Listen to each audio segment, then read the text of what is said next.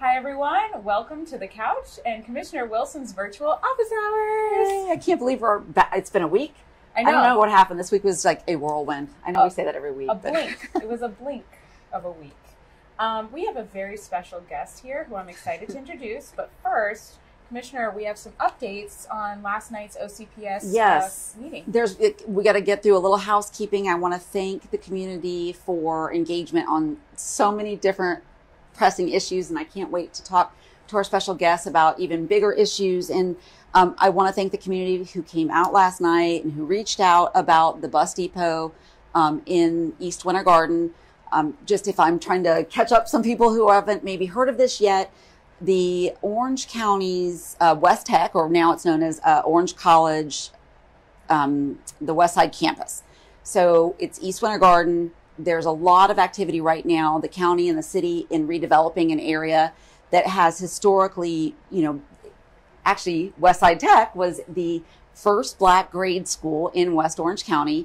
And it was at the time called the Drew High School, and was named after a Black scientist who is really known as the grandfather of the blood bank. So here we are in Black History Month and honoring the contributions of Black Americans and people in Central Florida, the Black community. It was really a place of launching careers and some amazing community leaders.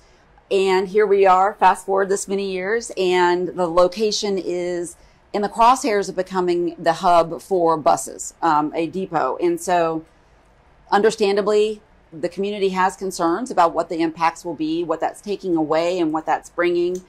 The City of Winter Garden and District 1 office, myself, we were, really pretty vocal about saying that it's an inappropriate location for a bus depot, that the presentation that OCPS brought to explain the decision was very logistical.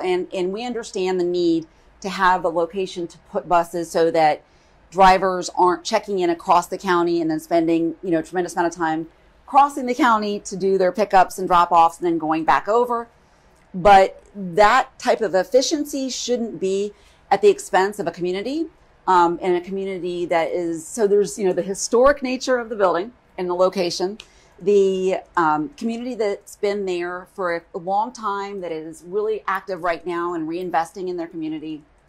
And then on top of it, there are issues of the loss of a training program, because this was a technical college. So some of those educational opportunities will be moving out of that area.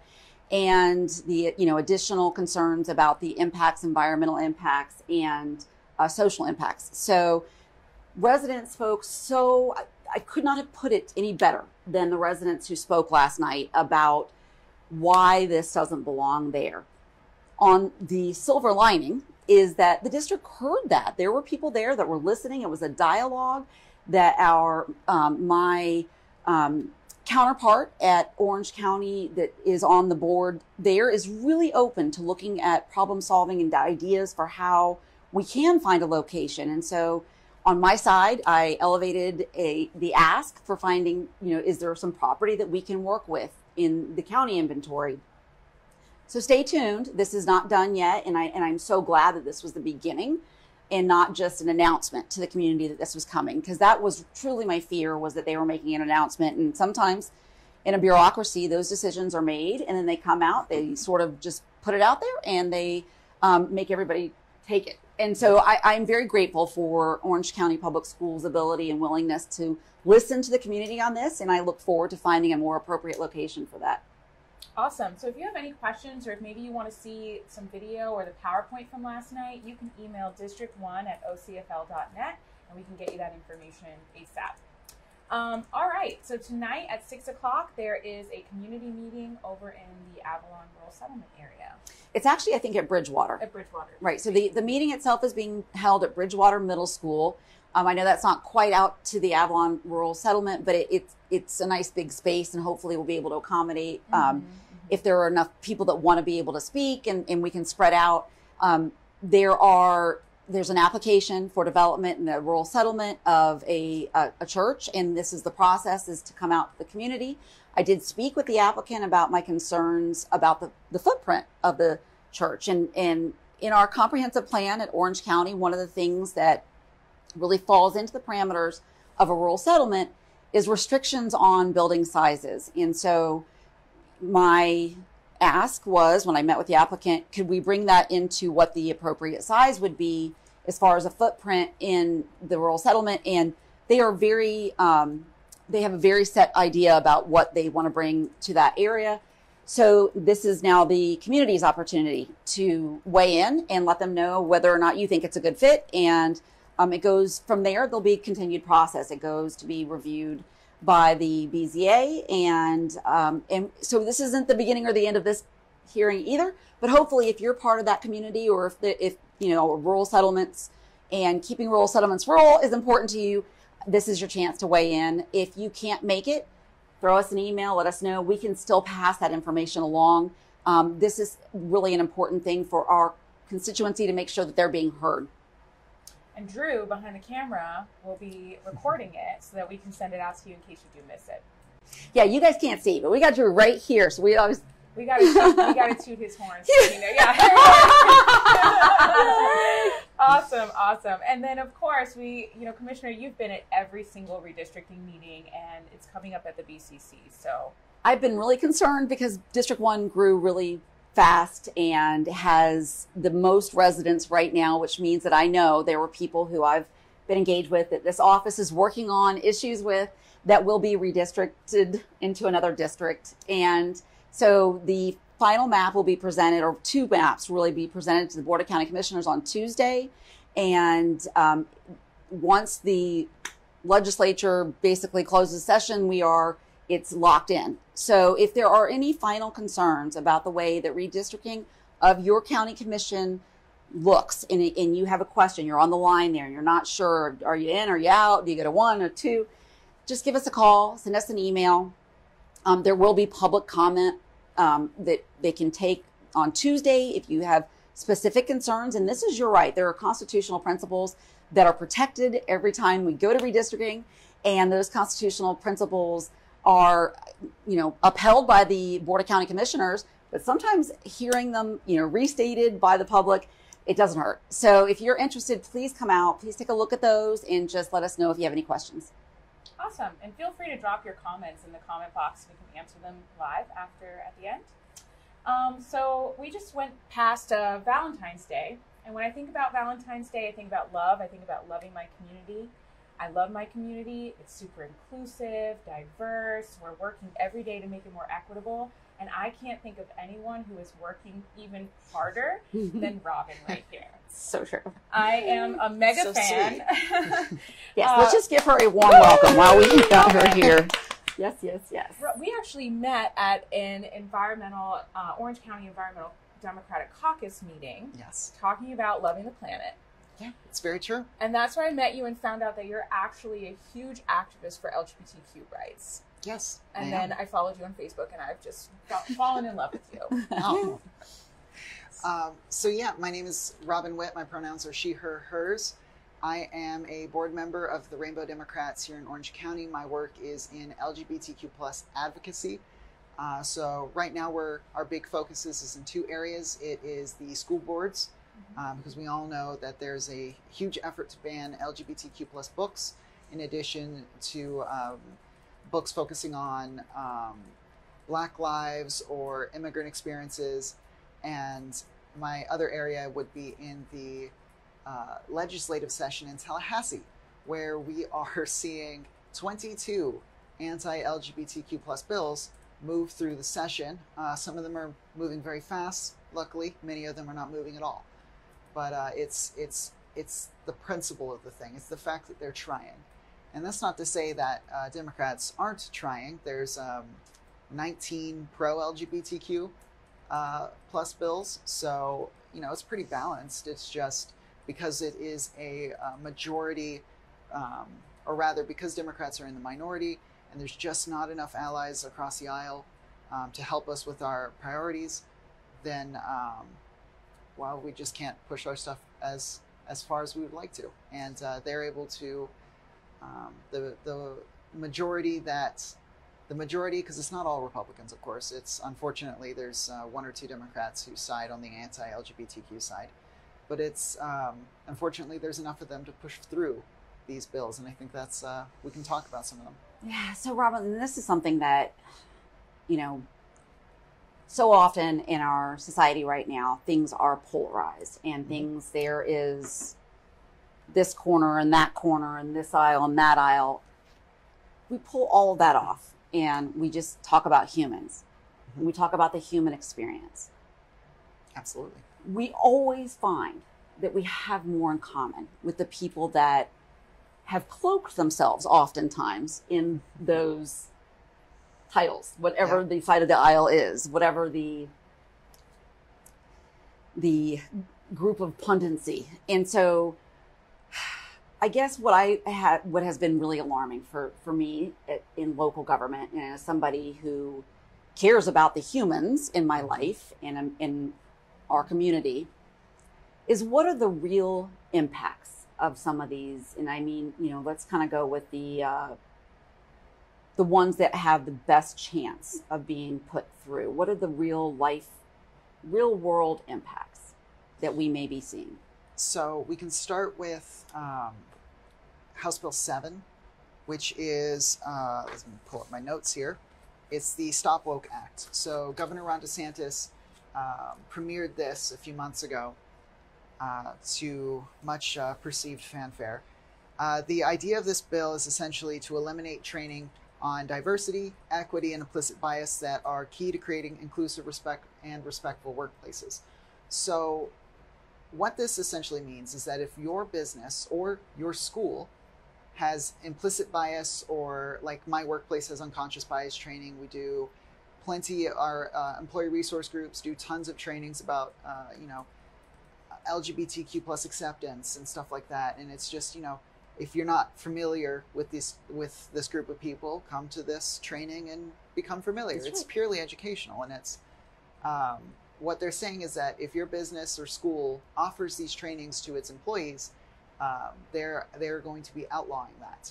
And if you do offer those trainings and somebody claims that the training made them feel guilty or distressed or psychologically whatever, this is the quotes from the bill are: if it makes you feel discomfort, guilt, psychological distress, then that person would have grounds to sue their employer or the school, or if they're a teacher, could sue the school. Or this also applies to students.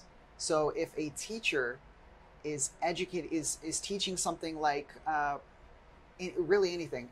Let's say you're in the first grade and someone brings up, and this is also related to another bill, and we'll get to that later, but whenever a teacher decides to teach something about LGBTQ plus history, Black history, immigrant history, Asian American history, which is... There's history? Yeah, history. Exactly. Basically American history, because, world history. There's no part of history that's touched by only one group of people. That's right. Yeah. And so if a teacher in like history class, if you're covering root cause of injustice or the history of discrimination, parents who don't like that can then sue the teacher. That's what this bill does. So bigoted parents, or parents who find themselves a little uncomfortable when they're around topics that go against what they were always raised, might, instead of educating themselves and coming to and really trying to figure out what it is that they're missing, they could just sue the teachers. I mean, and I like in my head, I think about how this governor in his administration has proudly proclaimed Florida to be the freest state.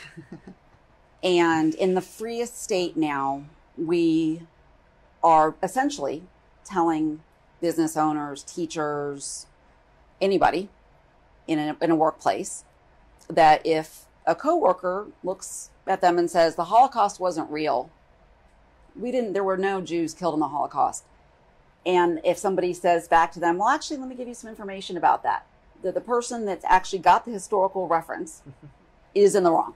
Yeah. And is culpable would be under the law liable of. Yeah.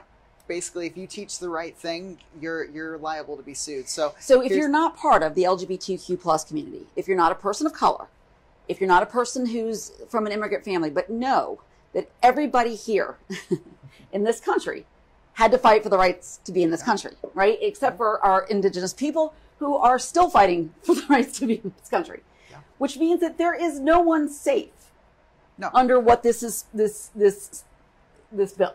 There is no one safe. There is no. It's incredibly vague, and a lot of people are saying it's probably unconstitutional, but that's not the point. The impact of this bill is to pass it and provide red meat to voters who think similarly. And to chill everybody, right? So if you're having a discussion, an open discussion in a classroom setting or in a training at your business, and there's any potential risk of litigation. I mean, we've been in so many settings where people are like, well, they don't do that because someone can sue. And you know, as an attorney, 9 times out of 10, I'm like, no, they can't actually. There has to be something more substantial than that. But it doesn't matter, because if the threat of being sued removes it from the agenda, removes it from the discussion, removes it from the syllabus, then it had its intended effect. Yeah. Even if this bill gets, even if this bill doesn't pass, which right now, HB 7 has passed all 3 of its assigned committees, and it's just awaiting to be heard on the House floor.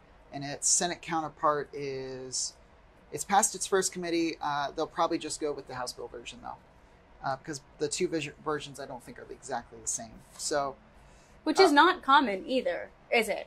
No, not really. Which says even more about the repugnant nature of. So explain why that's not common, because I think this is one of these that if you track lawmaking, there's definitely some things that look more typical of sort of the evolution of a law. Mm-hmm. Right. In a typical system, 2 bills are first 1 bill is filed. It can be on either chamber, the House or the Senate in Florida, and it has to go through its assigned committees, usually 3. And in each committee, it has opportunities for amendments, conversation, public comment, and then it goes to a vote for the floor of that chamber.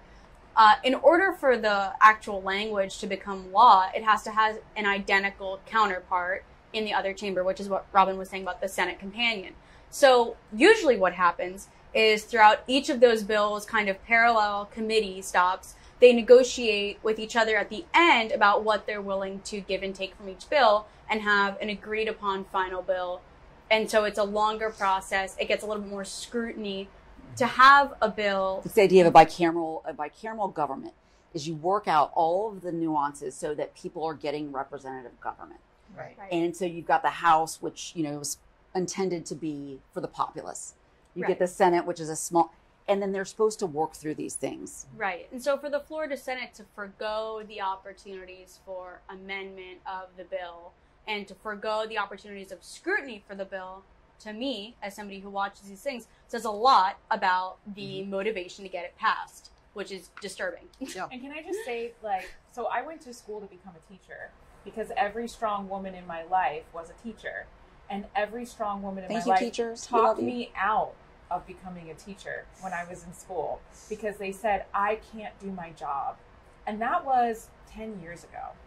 So I just want to hug every teacher out there right now because your job is being politicized. Yeah, and if this passes and you get sued for discussing academic curriculum in an open environment, there's an army of attorneys that are coming to help you. I promise. Yeah. I promise you that. So some of the ways under this bill employees could sue employers is if they claim a feeling of discomfort during equity and inclusion training. It's if they feel guilt for being a man after attending sexual harassment training. That's another thing that's another thing that's being affected. Come on! Is sexual harassment training is we have to get through this. You can't even Sorry. make this up. This you can tell it's unscripted. It's one of those points that kind of goes undersold. Yeah, sexual harassment training is part of this. This is part of what they're trying to ban.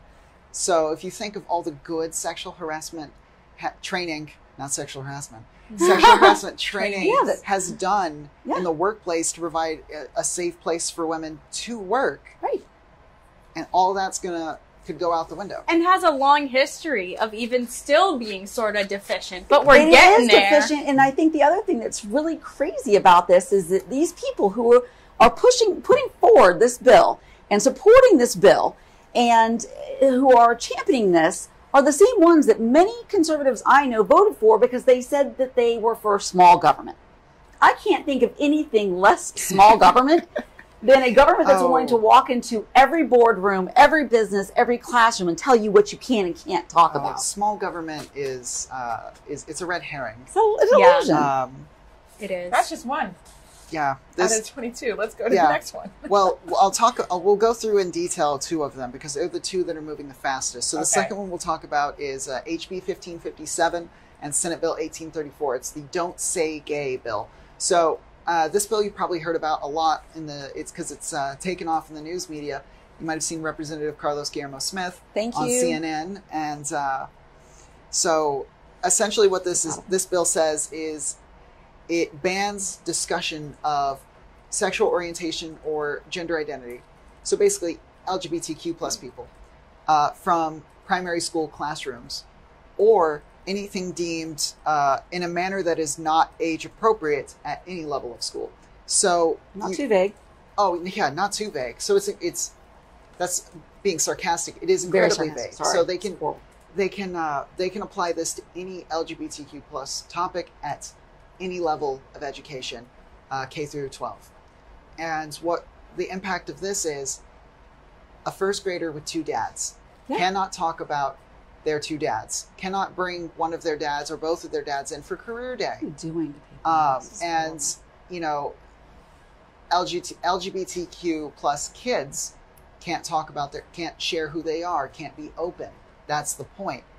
And what about, you think about the history of Obergefell and the idea of, the Marriage Equality Act. And are we just going to open up the books of that piece of history and just you can't talk tear them out? The Supreme Court decision. You can't talk about Stonewall, can't talk about, and it's Equality Florida just put out a TV ad about this. Yeah. Where a kid brought up her 2 moms and then sirens go off in the classroom. I mean, it's dramatic, but it's effectively what it is. It gives grounds to sue. It gives parents grounds to sue if any of these topics are discussed in a classroom. So if the kid with 2 moms talks about their 2 moms, well, Susan's or rather just homophobic mom could then sue the teacher, and it's bizarre. So it is really bizarre. House Bill. The impacts of this is they're trying to force LGBTQ plus kids back in the closet. Now, or out of public schools. My other theory is that what they want to schools. do is basically dismantle all the things that make a great school system. Mm-hmm. And one of those are free thoughts. And they started that a long time ago. Yes. I went to school in Florida. Yes, and to see these the undermining from all fronts. And I think that this is one of those because we all, you think about the people in your life that you know that this will affect.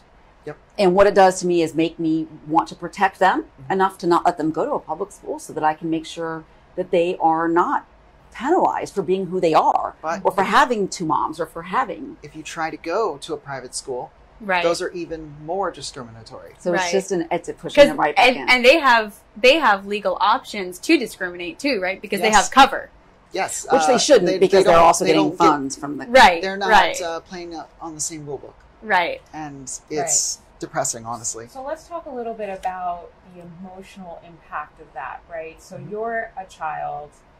I know my best friend, we were in a very inclusive setting at our school. People were openly gay at our school, but he was so terrified. I put a rainbow ribbon. You know how they had those like awareness ribbons? I put one of those on his truck and he ripped it off in tears because he was so scared that his truck was going to get keyed at school.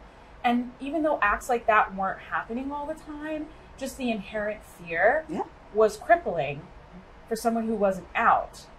Imagine this, where you can't talk to your teacher. You can't the trusted adult talk to anyone. You're literally forced.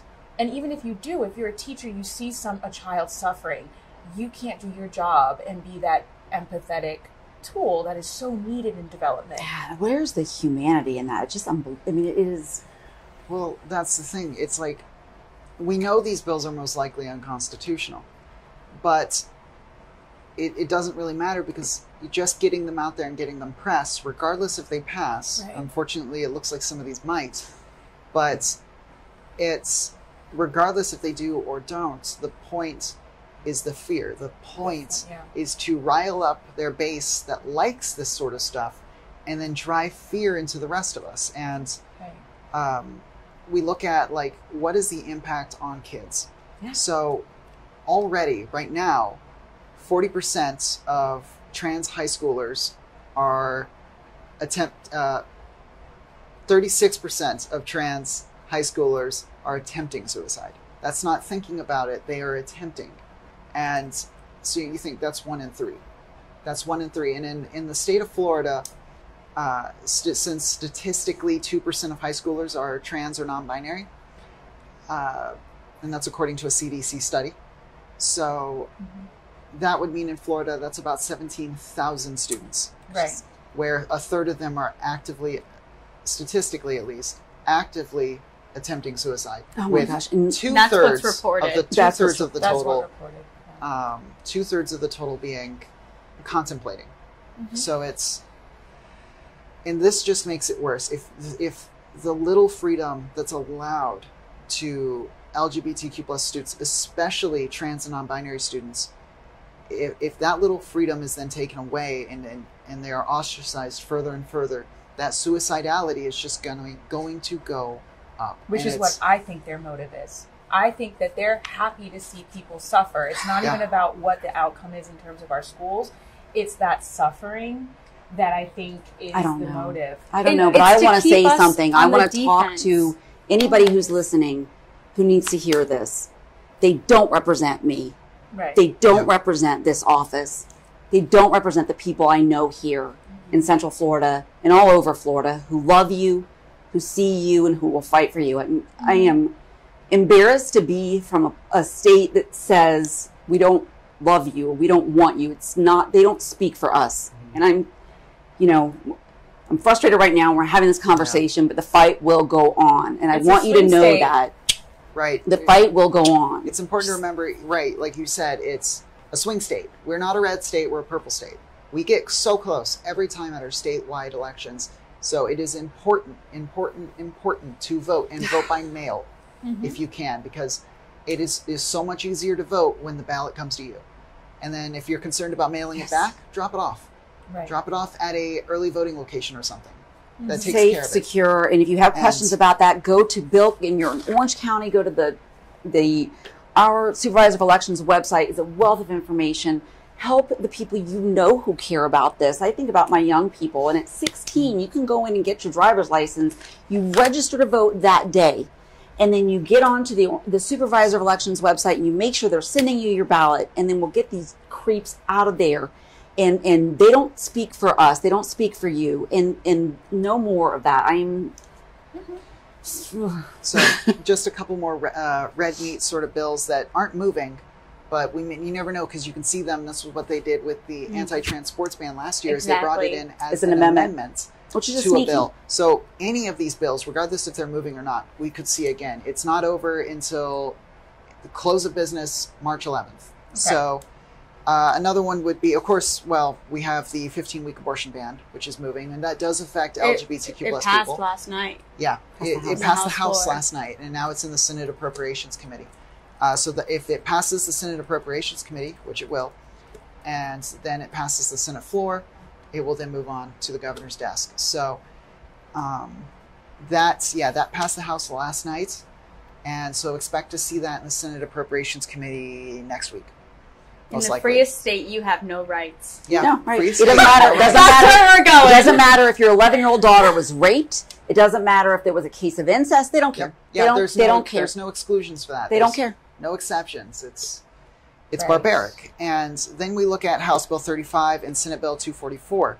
This is partisan school board elections. This one's not moving, but the last thing the school board needs is to be partisan. Oh my gosh, they've been so under attack from it needs to be and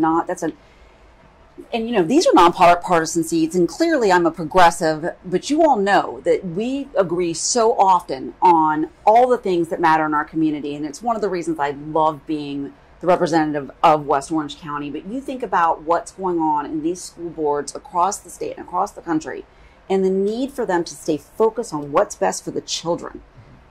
What is the best educational outcome going to be? And it's very dangerous. And we're seeing with the school boards is there's always disagreements, but they were largely nonpartisan.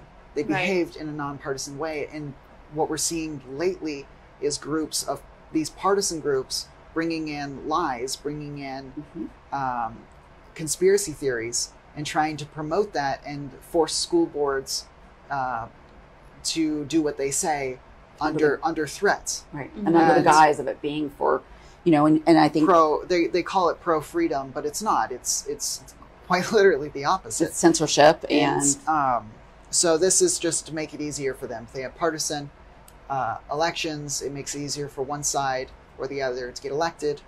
That bill's not moving, but neither of the bills are moving, but you never know when we could see it. So another one would be in this, then we'll talk about some happier ones that unfortunately aren't moving, but we'll talk about happier ones. Happy ones, yeah. So it's House Bill 747 and Senate Bill 1820. This is the medical conscious bill. So what this does is it gives healthcare providers and insurance companies the ability to deny coverage or deny services to anybody based on their moral or ethical or some other vague standing. So basically this means a doctor, an insurance company, they could deny me, being a transgender woman, they could deny kids, LGBTQ plus kids, or the kids of LGBTQ plus parents, anything, even life-saving care. Healthcare. All because the doctor or the insurance company doesn't believe that being gay or being trans is quote unquote moral. This used to be a thing. We got rid of this a long time ago, and now it's back. Now, luckily, this bill doesn't seem to be moving. Granted, keep that with the little footnote. It's just terrifying because I think if this passed, I'd have to move. I was just thinking about how many actual doctors will go. I mean, because it is a violation of their Hippocratic oath. My husband's a physician. If someone, that he was relying on as somebody else in a room as a medical professional made a decision like that, I mean, you can imagine what kind of tension that would cause in an operating room, and rightly so. I mean, we're talking about major archaic, like. Aren't there bills that if someone's unconscious, let's say, and you go to the hospital, you have to help them even if you can't confirm that they have insurance. Yes, this would change that, right? This would change that, but it's also a huge conflict with tons of other federal level, right? Like the Good Samaritan laws. And that's stuff, right. But if you think there's about medical licensure, this would be medical licensure is a Hippocratic oath and the licensure that comes with ethics. And those ethics are that you take care, that you do no harm, that you take care of people, and you preserve life at all costs. That is their. And no insurance company in their right mind would actually do this, but because they'll get sued at a federal level, or they'll get sued at some other state. It's actually, I don't think you can get sued in another state for a Florida law, but the no doctor in their right mind would do this, but it's the principle. It's that 1% who would, and it's. I'm very glad it's not moving. And it's the effect. It's the effect. It's to rally the base. And once again, it is taking us back to the idea that being LGBTQ is a choice. Yeah. And that it's not moral. And that you have an option. Right. You hit the nail on the head. That's right. Every single one of these every single one, you can trace it back to the authors or the nonprofits from out of state that wrote these bills, because they're not written by the representatives and senators in Tallahassee. It's those people and the supporters of these bills do not believe us, do not believe doctors or scientists, don't believe anybody when we tell them that being gay, being trans, we're born that way. Lady Gaga had it right. Yes. We are quite literally born that way. It is not a choice, but that's what they believe. Gaga, we need you. So some happier ones. Yeah, I mean, and I think I just want everybody out there who doesn't feel like these things affect them to do a personal inventory and think about the people you love, and think about love, and think about if you are a Christian and what the idea of being a welcoming, loving Christian person is. If you belong to another faith, and in I think the overarching principles with the people I know that are people of faith is the idea of acceptance and love, and these are contradictory to that. These are hate-filled and punitive. And I believe in the separation of church and state. And I believe that we should be making laws based on our social contract. But my goodness, if you are somebody who does vote with that conscience, if you have somebody you love who you know this will hurt, or you know that someone they love will be hurt, then please help speak up right now about these things, because,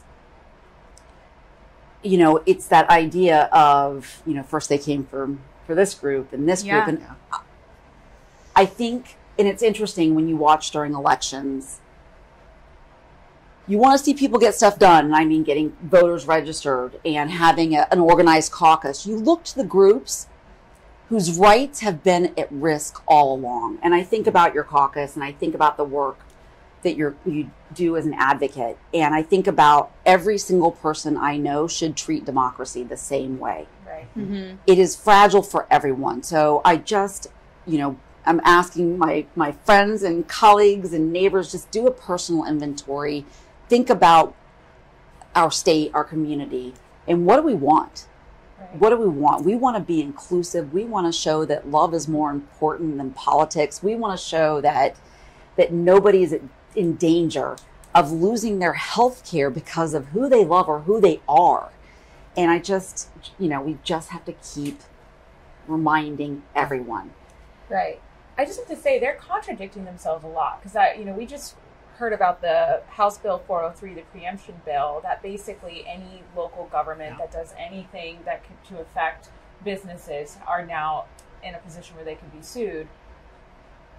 The LGBTQ community is a huge chunk of the business of the medical providers, and they would be hurting those businesses and costing jobs. That's right. But they're pushing it forward, luckily that one's bring still it down to even West Orange County, my district. Gay days at Disney and the economic boost we all get. And let me tell you, I wouldn't do it.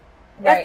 If these things go, we speak with our pocketbooks when all else fails, right? Right. And I think that is exactly right. That, and it is contradictory. They don't want the local government to enact things and that they feel like may, be burdensome to, and I think those come up more often than not in development and in pollution. But this would be devastating as far as the way that, you talk about rolling in the welcome mat and telling people we don't want you here. I can't think of anything scarier than going on vacation in a state that if my wife, starts to have an aneurysm, that I can't call 911 because I'm not sure if they'll see my, what does that say? And I just think about even the trainings, the bias trainings, there are third-party companies that's their entire model, is to come in and help companies become more aware of different issues. Now that's an entire industry that is going to get cut here in the state, and those are jobs. That's money. Yeah, that's going to get cut. So it's just contradictory. So some of the pro LGBTQ plus. I'm like, sorry, bring us back because I is. I'll just run through a quick list of them. It's not all encompassing. Like I said, there's between the House and the Senate, there's 19. Plus, you have dozens and dozens of bills that are intersectional. And do affect the LGBTQ plus community, but maybe about climate change or maybe about healthcare. Some of the major ones are repealing the trans sports ban that was passed last year. Oh, great. So expanding hate crimes law to include gender and gender identity.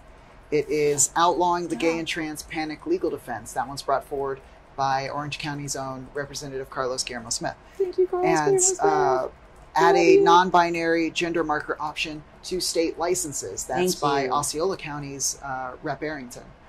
And modernize HIV laws, outlaw conversion therapy. And there's so much more. Jesus. But unfortunately, we things should have can't been get done. traction on any of these because it's not like there are Republicans who support these bills. It's just in Ron DeSantis's Florida, they are not allowed to cross that line. They have to toe the line, otherwise they don't get anything they want for their districts. They might get primaried. They will be ostracized. So it's and then for the Democrats in the minority, despite all of them, or at least almost all of them, all but one,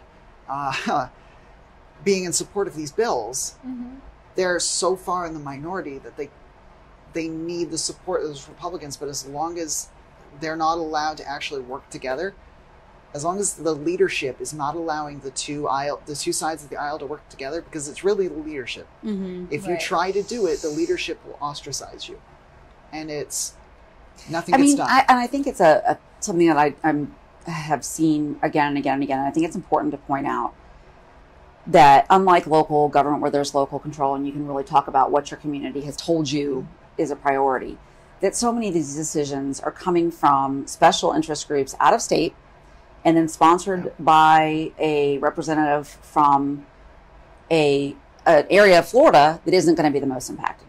Right. And you know, I even want to speak to that because I feel like that's what we say, but there are queer people in rural Florida. Yes. And they exist and they need to be protected too. Yes. And acting like they don't is a falsehood, obviously, and endangers them. It's just harder to vote out. Significantly. Right. We're not even opposed. Like some of those it's just so ridiculous the way we geographically separate that line. There's so many representatives and senators in North Florida or the middle of nowhere Florida that do support us, but they can't cross that line. And it's like I'm also an LGBTQ plus person from rural Florida, and it's like we exist and we vote, and part of what the Rainbow Democrats does and what all the chapters and all the other counties do is we try to make as much noise as we can to give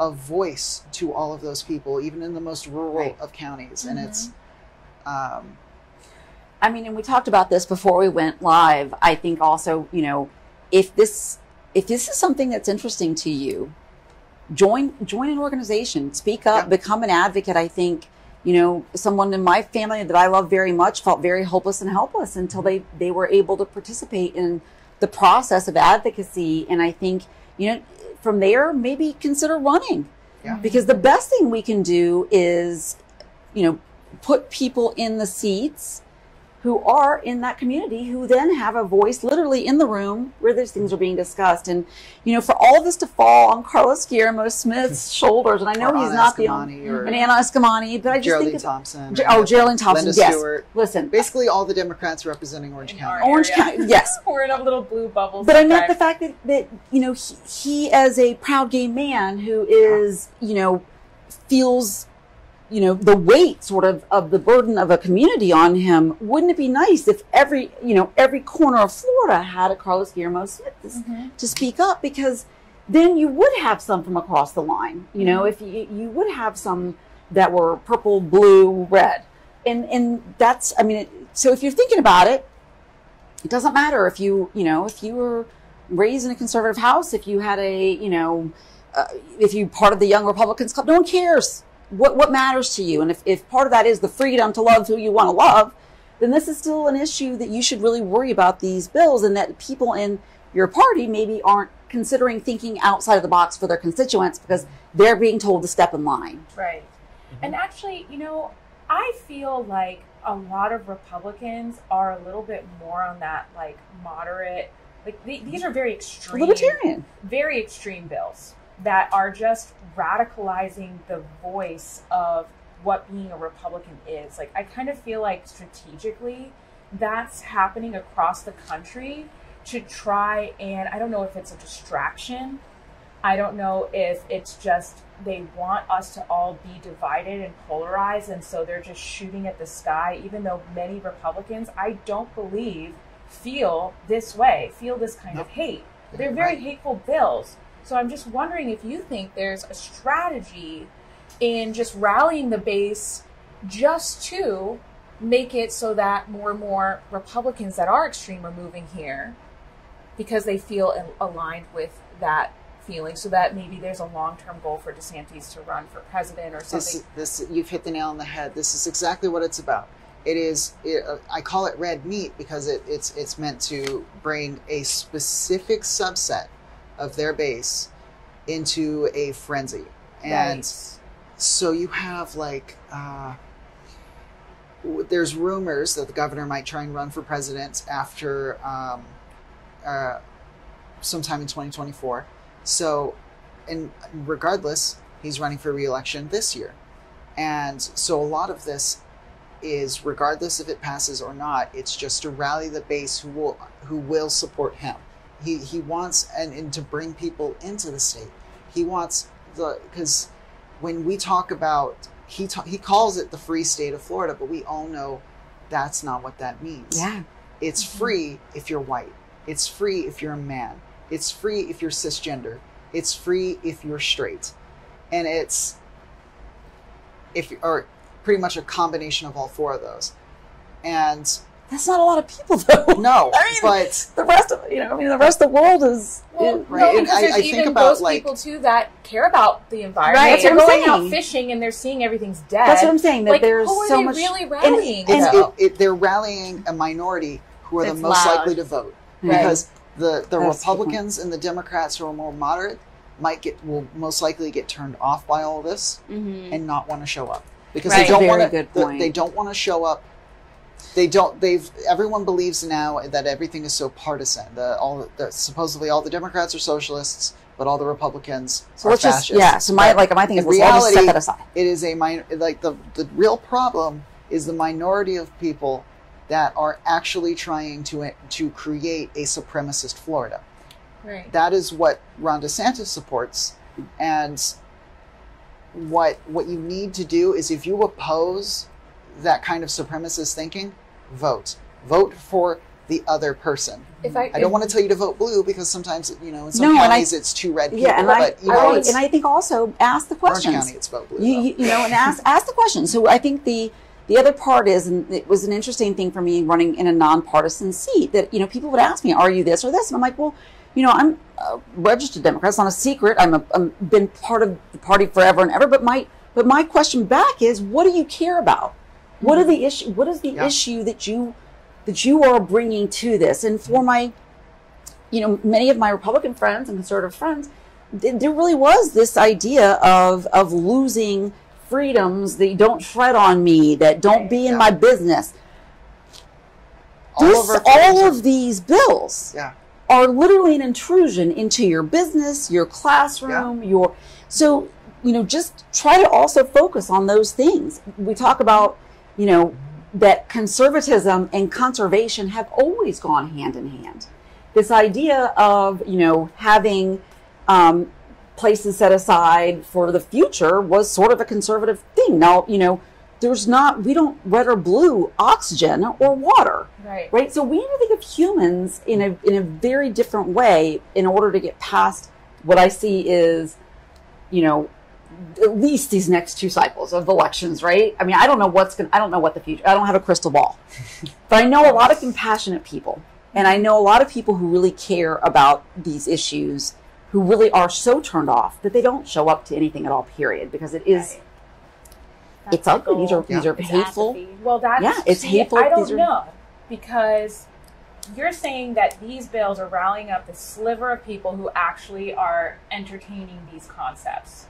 But it's pissing off everybody else, like to the point where I feel like they're campaigning for Democrats for us by trying to pass this bullshit, it's this bull crap, because I'm angry now. I'm going to march to the polls. It's two-pronged because they're also saying that all the Democrats are socialists, fascists, Right. Antifa, whatever. Right. And so what they do is not show up. What So they do it's is very they either extreme, don't show up or they toe the line. Right. Many people out there are like, I don't fall into either of those Demonize categories. us and support the actual bad bills and bad legislation, and media literacy is at an all-time low. Yeah. Yeah. So you're right. It should make more sense. Right. It should be it should be more obvious what they're doing, but it isn't, unfortunately. And it's why and this isn't new. This has been going on for decades. It's been slowly getting worse and worse for a long time. You think about how, what the news was like around the Bill Clinton impeachment, and how hyped up and how many. See, I'm old enough. I remember that. I was still a kid, but I remember that, and it was like kind of crazy because that was a news cycle for how long, and now the news cycles are like minutes long. Yeah, and I think, actually, it is another really good thought though about media literacy and being in a time where we do have, and I know we're using a social media platform right now to communicate, and I'm grateful for that medium, because otherwise we would need the money to have a production, and I do think there's a more democratic way to come straight to people this way, and especially during COVID. But I ask everybody to cite your sources, so if somebody who comes and has some kind of piece of information that they feel like is a substantial piece of information that is the basis for some of these hate-based laws, bills, I'm like, cite your sources. And Wikipedia doesn't count. Wikipedia doesn't count. Cite your sources, back up those, and I think before people share things, I'm always like, please, please, please take a few minutes before you share something on social media. Take a few minutes, take a step back, read about it, find out what is the history of that?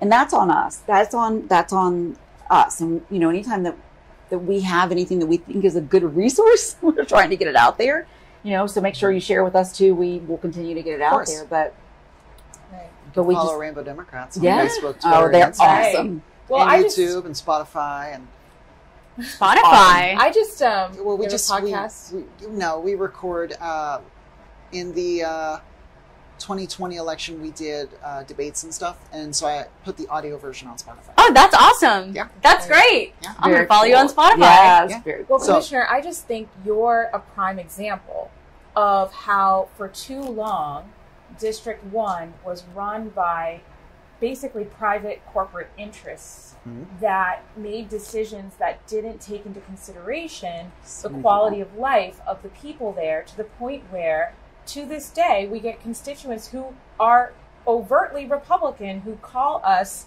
and say, I love you guys, thank you so much, because it's about the issues. Yeah. I feel like a lot of this is touching the lives of so many people that at a point you can't ignore it. You can't get apathetic to it, whether you're Democrat or Republican or whatever. You have to go to the polls and say, I deserve something different. So one thing I was thinking of when you mentioned "Don't tread on me," they're treading on me. Right. These bills tread on me. These bills tread on your Treading. LGBTQ plus That's family right. members, your gay trans family members Walk and right into friends. your doctor's office. So, and when they're done treading on me, they're going to come and tread on you. Right. It doesn't seem like it, but they will. Yeah. So it's, why vote for them? We need a rainbow. Why don't support tread on me them sign. if they're just going to come for you next? And Right. when they get done with me, they're going to come for you. So, Right. it's, I don't know. It does. It kind of baffles me that we're in this, but at the same time, we're in this, so we got to solve it. Right. It goes back to the fact that the rights were hard fought and are fragile and will continue to be fragile. And I stand on the shoulders of every LGBTQ plus person who fought for the rights I currently have. Yeah. So.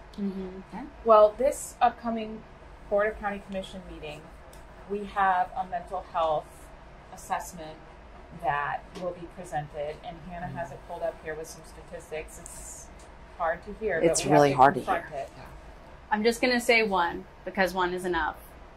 And it's that LGBTQ young adults aged 18 to 25 have suicidal ideation at more than 4 times the rate of heterosexual young adults.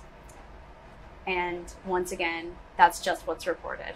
And when you take into account the effect that these bills have, That's right. like Robin so perfectly stated, that the point isn't for them to pass, it's that there's enough support that it can. It has the same effect.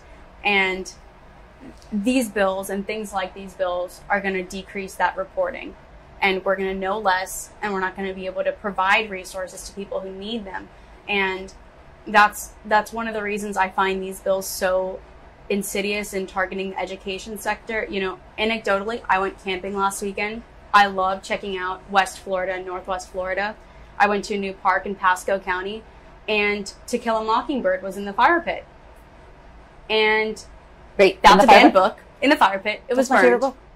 It was burned, and I picked it up and was like, what do I do with this? Because my mom's a teacher. Oh my Put gosh. that on your mantle. That's a trophy. Yeah, I put it in my car, and I was disturbed the rest of the night because what it said to me is that the people who did this Oh, are that's not so evil. dangerous. They have been neglected. They've been failed by our educational system to learn the importance of democracy and the fact that no healthy democracy has that happen.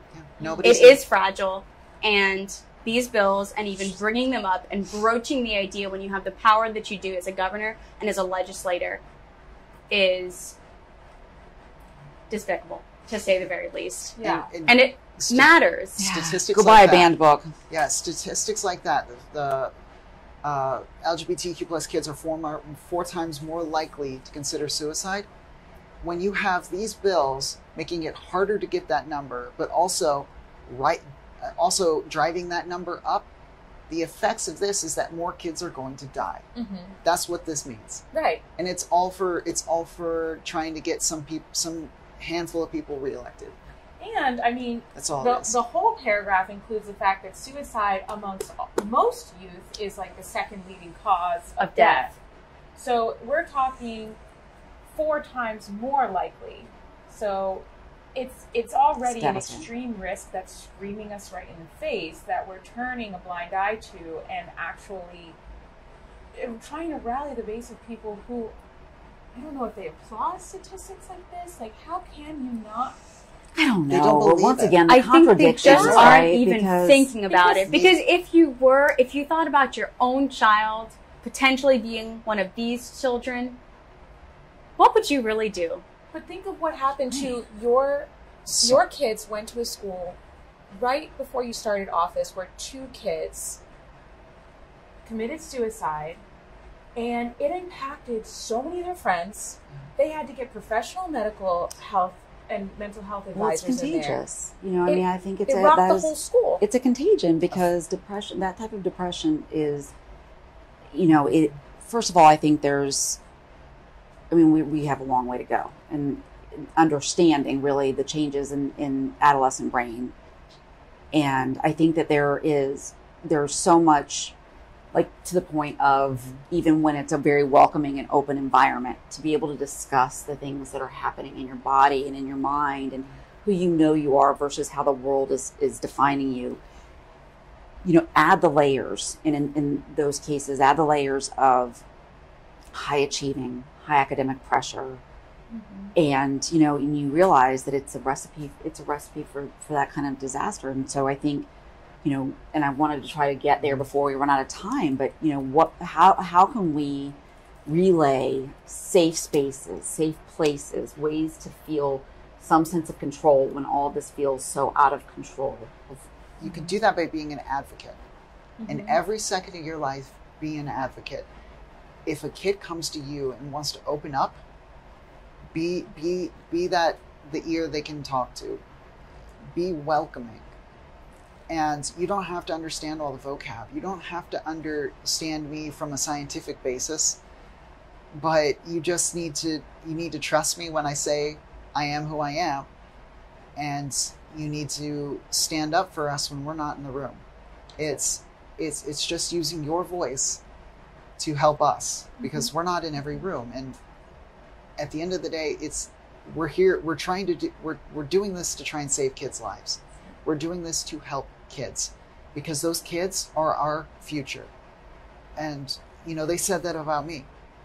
And we've achieved so much, but now we're starting to roll backwards.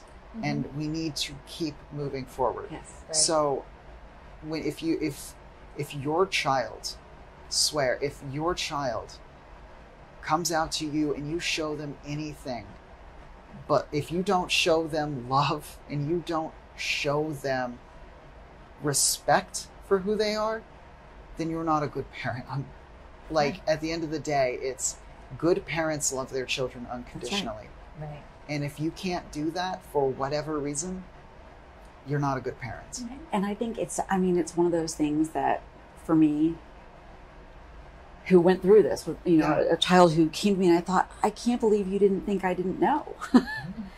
We know, and I just wish that there was some way, to, obviously I try to make sure I've got a rainbow on me somewhere, and I've got some cues to the world that I'm a safe person to talk to, that if you need help or support, or if we're out in public and someone's making you feel scared or unsafe, that I'm here, and that I know I'm not alone in that. Like, I know that I'm not alone in that there are many people who would support you unconditionally, even if it's not at home, and that's okay, because home is where the heart is, and we can make our homes bigger, and our hearts always do grow.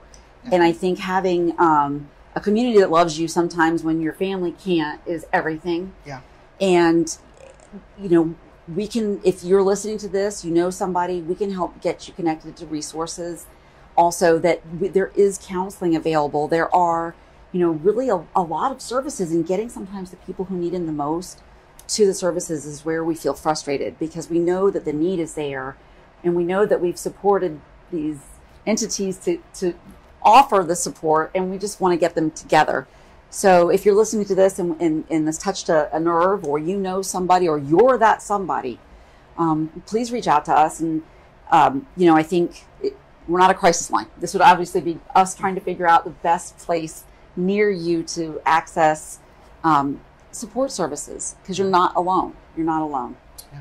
If you do know someone who is battling with mental health and you think that they might be contemplating suicide, please call 407-425-5201, which is Lifeline of Central Florida. And Robin, please tell the people how they can get involved and what groups in the community. So for LGBTQ plus rights, there's the Rainbow Democrats. And if you're not feeling to join partisan politics, that's perfectly fine.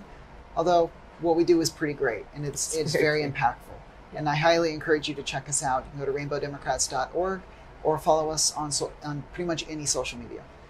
Other groups include volunteering at the center. You have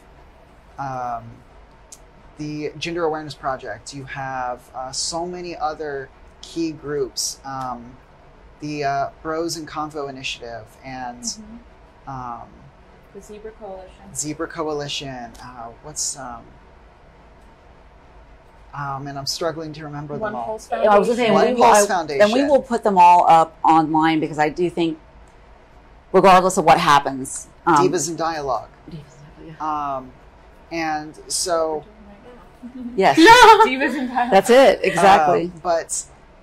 And if you're looking just to get involved in more politically, there's of course the Democratic Party. I represent them, so of course I'm going to plug them. But all sides, all different parties have representation here in Orange County, so you do you. But there's also plenty of nonpartisan groups as well. So just search what you love, and if it's LGBTQ plus politics, I'm hoping to hear from you. You could always email me directly at secretary@rainbowdemocrats.org.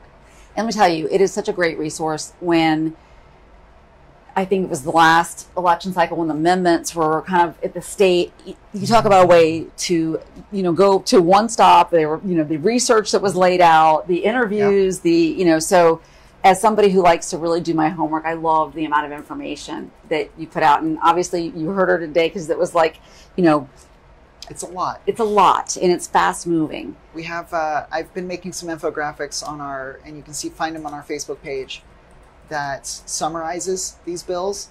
And you'll find one specifically for the Don't Say Gay bill, and I'm making one for the Stop Woke Act, since that's very impactful. Another thing about the Stop Woke Act, they take every instance of the word ethnicity and change it to color. And they change every instance of the word gender to sex. And it's like, right. Okay, I thought we were over that like decades ago. Okay. Wow. I expected them to do that for gender to sex, because they've been trying to do that for years. But it's it's ethnicity to color. We're going back to that. That bothers me a lot. And it should bother all of us. yeah. Well, there is a rally for our collective rights hosted by One Orlando Alliance on February 26th at 12 o'clock. It'll be at 400 South Orange Avenue, 33801. I'll be there.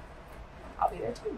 Okay, so where is that? Is that in front of I think it's the courthouse. That's courthouse? Okay, I was like, is that the right down Feels the like street? the courthouse. We'll be posting 400 it. South Yeah, Orange. It's either the courthouse or City Hall. City Hall. Yeah, either one. Actually, Yeah. I think that might be City Hall. But, Okay. But we'll be um, posting it for you. Yes. Mm-hmm. And thank you so much. You're welcome. Thank you Robin, so I'm so glad much. you're here. I'm so Yeah. glad you're here. I don't mean that just here. Right. I mean On Earth. Yes. Yes. Thank It just God. does. It just makes me I'm feel trying. so grateful Um, and to be part of this community and a voice. I did want to mention, I was thinking about it when we were listing things and places to go. I know OCPS high schools have safe coordinators who are also, it is, Get them So- when you can. right before these go through in case they're removed from their positions. But oftentimes it's someone you can have a conversation with, and it's not consequential. They don't contact the teachers or the parents unless there's something, a health problem or something they're worried about. But otherwise, it's a safe place literally a safe place. So it's something that if at your high school, if you're a high school student, and many of the middle schools also have a contact. Awesome. Yeah. Robin? Thank you. Thank you for fighting the really Yes. hard We fight. Well, thank you, because the three of you Takes are a our lot. most vocal advocates in the county commission, and so it is I'm a sorry. treasure to have the group of you, and I'm very glad to have been able to help you. Thank you. Listen, But- we're going to keep going. Once we get through the session, we can talk about some more local. Get Once we back get through here. the and- session, I'm going to take A vacation? a long nap. Right. Yeah. Right. You've earned it. Well deserved. Like Rip Van Exactly. Winkle. Well, I just have to say, it's 2022. We've said it almost every single virtual office hour. I think we should keep it going. Please vote.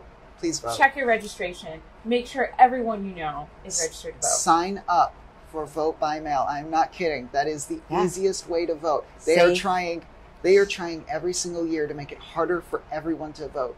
Vote by mail so Yes. far is still the easiest way to vote, because nobody likes waiting in line. Right. So, and if you're concerned, again, like I said earlier, if you're concerned about it getting lost in the mail, or you waited too long and now it's not going to make it in time, you can drop them off. At least how it was last in 2020, you could drop them off at early voting locations and just turn them in there. It was my favorite thing because I got to go see the Tibet Butler Preserve. That was one of the early voting locations. So I, Right. got a little day at the Tibet Butler Drop it Preserve. off and Dropped go off for a hike. Well, Yep. thank you Safe, all secure. so much. Thank you again. Thank you. Thank you. Please email district1@ocfl.net if you have any questions, and we will get you that information. See you soon. Thank you again, Robin.